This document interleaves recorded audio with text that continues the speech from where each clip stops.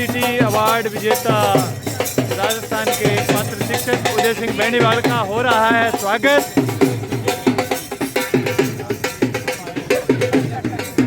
और बड़ी गर्मजोशी से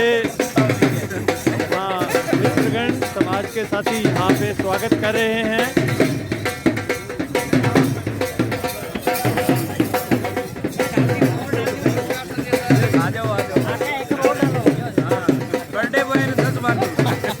बहुत बहुत बधाइयाँ उदय सिंह जी।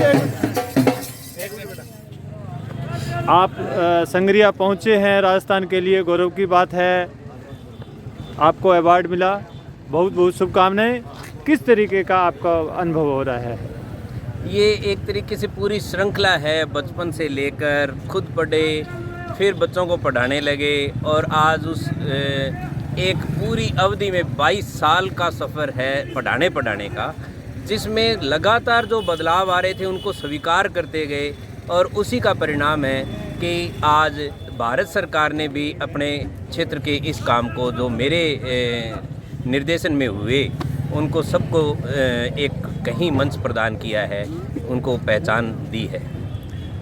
तो राजस्थान की ओर से आपका एकमात्र आप थे।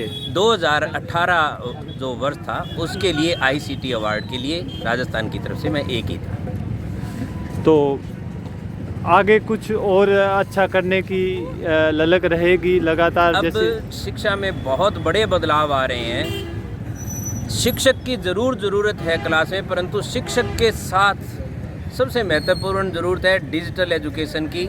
इसको आज के युग में हम ब्लेंडेड एजुकेशन कह रहे हैं और इसका भी अगला चरण आ गया है। ऑगमेंटेड जो एजुकेशन है, ऑगमेंटेड रियलिटी के साथ जो बच्चों को एजुकेशन दी जाए। ऑगमेंटेड का अर्थ मैं आपको बताना चाहूँ भाई, 3D विज़न भी यदि हमने उसको हार्ट दिखाना है, किडनी दिखानी है, पूरी धरती दिखानी है, तो है जैसी की जैसी हूबहू उसको दिखाई जाए और फिर उसको समझाया जाए। तो जो हमारे साथ गैप रह गया था वो लर्निंग गैप ऑगमेंटेड रियलिटी के माध्यम से अब एजुकेशन में बच्चों के साथ नहीं रहेगा और बच्चों का विज़न इतना स्पष्ट होगा कि यदि हम शिक्षक उस तरीके से मेहनत करने लग जाएं, हालांकि एक शिक्षक को 1000 गुना मेहनत करनी पड़ेगी, तब जाकर वो एक कक्षा का जो अपना तरीके का 40 मिनट का पीरियड है वो ले पाएगा।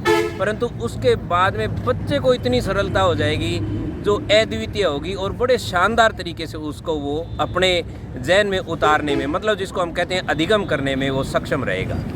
क्या आपको लगता है कि ये शिक्षा में नवाचार बढ़ रहे हैं, शिक्षा में नए चीज़ें जुड़ रही है, सरकारें भी शिक्षा के जो स्तर को बढ़ाने के लिए बहुत बड़ा प्रयास कर रही हैं, सरकारें बहुत बड़ा प्रयास कर रही हैं। हमारा राजस्थान अनेकों बार प्रथम रहा है बहुत सारे एक्सपेरिमेंट्स को लागू करने में। मैं आपको हैरानी की बात बताऊं कि जब मैं उन 49 लोगों के साथ था तो मैंने एक आदमी से मिलकर देखा, अंडमान निकोबार के द्वीप में बैठे लोग वहाँ तक चयनित होकर आए थे। छोटा सा द्वीप जहाँ पूरी किसी भी चीज़ की कनेक्टिविटी नहीं है, एक चीज़ मंगानी हो, कोई भी एक चीज़ मंगानी हो तो चेन्नई आने के लिए उनको बहुत बड़ा खर्चा करना पड़ता है। हम तो अमेज़ोन पर ऑर्डर करते हैं, तुरंत चीज़ें घर में आने लगी। वहाँ अभी वो सुविधाएं बहुत महंगी हैं। वो लोग भी उतना ही तल्लीनता से काम करते हैं। तो उन लोगों से और जो ये चयन प्रक्रिया होती है, इसको समझकर हम सब शिक्षकों को प्रेरित होना चाहिए। हर एक शिक्षक में उतनी ही लगन होनी चाहिए, है सब में उतनी ताकत, लगाने की और पहचानने की ज़रूरत है। निश्चित रूप से युग में बहुत ही बड़ा शिक्षा की एक बहुत बड़ी क्रांति आने वाली है। आपके चाहने वाले बहुत हैं, आपके बच्चे जो आपसे पढ़े हैं, आपसे मोटिवेट हो रहे हैं, उनके लिए कोई संदेश? सबसे बड़ी पूंजी मेरे बच्चे हैं जो आज तक मुझसे पढ़े हैं। उन बच्चों का लगाव जब मुझे वापस मिलते हैं और वो मिलता है ना, तो वही मुझे प्रेरित करता है कि मैं निरंतर काम करता रहूं। और मेरे बच्चों से मैंने एक ही बात कही है, बच्चों हर एक नई चीज़ को पहचानना है, जानना है और जो अपने लायक है उसको ग्रहण भी करना है, परंतु अपने संस्कारों में रहकर ग्रहण करना है। भारतीय संस्कृति दुनिया को आने वाले समय में एक दिशा देगी और हमारी अपनाई गई ये ऑगमेंटेड रियलिटी की एजुकेशन है वह हमें सर्वोच्च शिखर पर ले जाएगी, बशर्ते कि हम थोड़ा सा सब्र से और नियमों के तहत इस काम में आगे बढ़ें। ये थे उदय सिंह बेनीवाल और यहाँ संगरिया में एक आम लोगों के लिए द्वारा स्वागत किया जा रहा है। और आ जाओ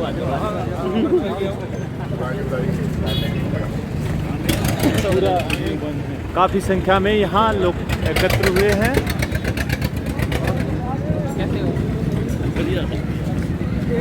और ढोल और मालाओं के साथ स्वागत किया जा रहा है।